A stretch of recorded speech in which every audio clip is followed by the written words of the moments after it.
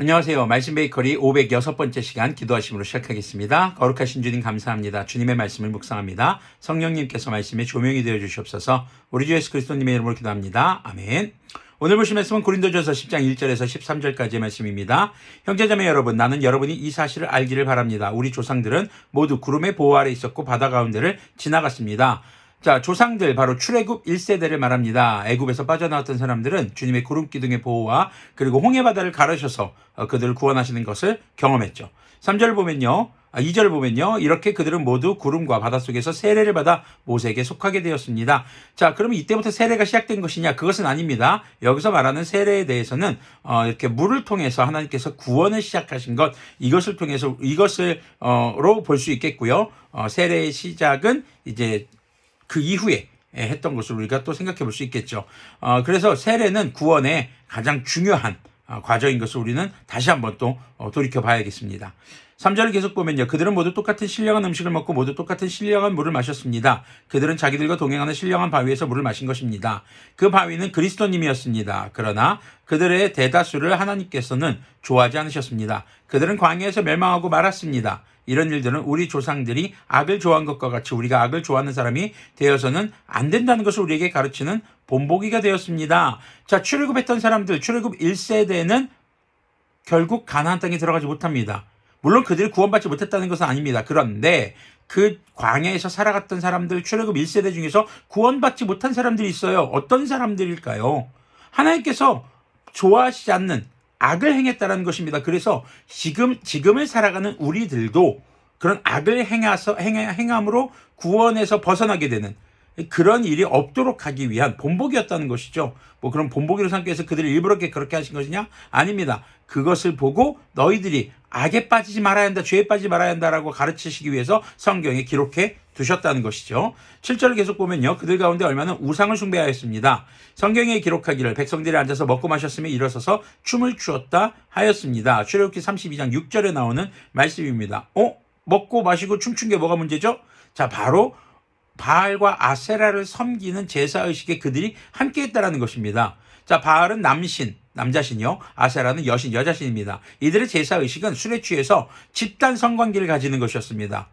그러니까 바알 제사장 중에 남자들이 쫙 나오고 아세라 제사장 중에 여자들이 쫙 나와서 지금 이런 음란한 행위를 한단 말이죠. 그래서 술에 취하고 이런 음란함에 빠지는 것, 이런 것이 우상숭배였습니다.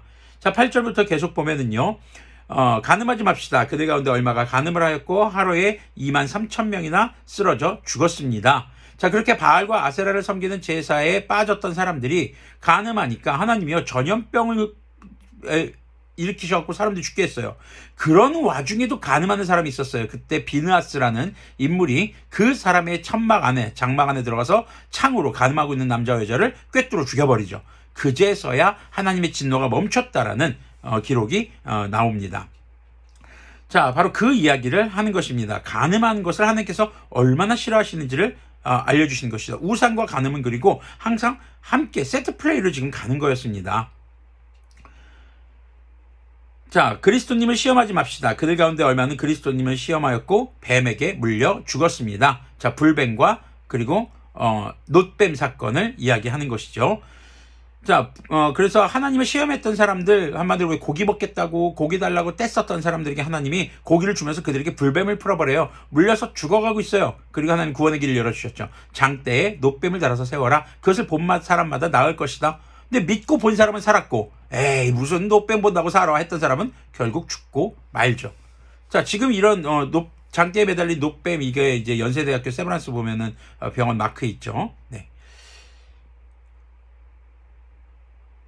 자, 10절 보면요. 그들 가운데 얼마가 불평과 같이 불평하지 마십시오. 그들은 파멸시키는 이에게 멸망을 당하였습니다. 이런 일들이 그들에게 일어난 것은 본보기가 되게 하려는 것이며 그것들이 기록된 것은 말세를 만난 우리에게 경고가 되게 하려는 것입니다. 자, 하나님을 떠났던 사람들, 죄지었던 사람들, 우상숭배와 간음과 하나님을 시험했던 사람들, 자, 그들에 대한 이야기를 성경에 기록한 이유는 오늘 우리에게 경고하시기 위해서라는 것입니다. 12절 보면요. 그러므로 서 있다고 생각하는 사람은 넘어지지 않도록 조심하십시오. 서 있다는 건 뭡니까? 믿음 안에 서 있다는 것이죠. 그러니까 그 믿음을 잃어버리지 않도록 조심해야 된다는 겁니다. 여러분은 사람이 흔히 겪는 시련밖에 다른 시련을 당한 적이 없습니다. 우리가 겪는 시련은 충분히 견딜 수 있는 시련이다 이 얘기예요. 하나님은 신실하십니다. 여러분이 감당할 수 있는 능력 이상으로 시련을 겪는 것을 하나님은 허락하지 않으십니다. 사람이 감당할 수 있는 시련만 주님께서는 주신다는 것이죠.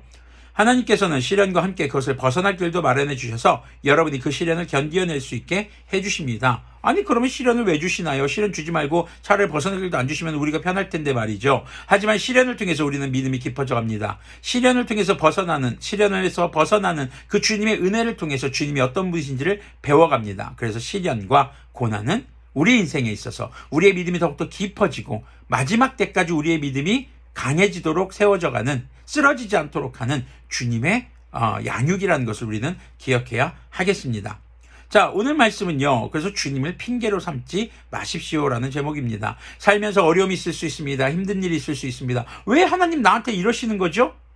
하나님이 나한테 이래서 이래 라는 핑계를 대지 않는 우리가 되길 바랍니다. 하나님께서는 우리 주 예수님을 통해서 우리에게 구원의 길을 제시하셨고 구원의 길을 열어주셨습니다. 이제 주님의 말씀을 따라서 우리가 죄를 멀리하고 우상을 섬기지 않고 오직 하나님만을 섬기며 주님의 말씀을 따라 살아가는 그런 거룩한 삶을 통해 구원의 완성에 이르기까지 믿음을 잃지 않는 그런 삶을 살아야 할 것입니다. 주님께서는 우리가 믿음을 지킬 수 있는 모든 길들을 열어두셨습니다. 오늘 우리가 이렇게 말씀을 나누고 말씀 베이커리를 보는 것 역시도 주님께서 베푸신 길인 것을 잊지 않으시는 그런 우리들 되기를 소망합니다. 기도하겠습니다. 거룩하신 주님 감사합니다. 주님, 우리 모든 성도님들 또 말씀 베이커리를 함께 하시는 모든 분들에게 주님께서 강복해 주셔서 정말 모든 시련 가운데 주님께 정말 원망하고 모든 상황에 죄를 짓는 것을 주님을 핑계로 삼는 것이 아니라 주님께서 우리에게 고난과 또 구원의 길을 열어주시고 성경의 기록들을 통해서 우리가 이 땅 가운데서 어떻게 살아야 할지를 깨닫게 해주시는 분이라는 것을 우리가 알도록 인도하여 주시옵소서. 우리 주 예수 그리스도님의 이름으로 기도합니다. 아멘.